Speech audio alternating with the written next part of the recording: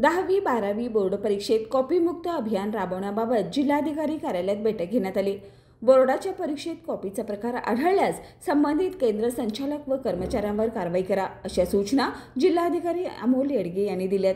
यासाठी भरारी पथके व बैठी पथके नियुक्त करा। संवेदनशील परीक्षा केंद्रावर अधिक लक्ष ठेवा।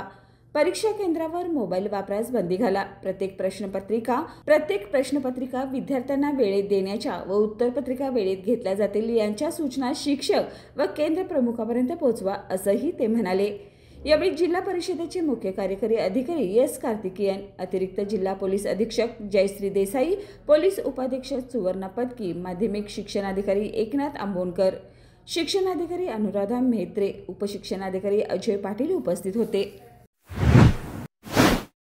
बाळ, फ्रीजमधून श्रीखंड काढ ना। आम्ही पूर्वी घरीच बनवायचो श्रीखंड, त्याची चवच वेगळी होती।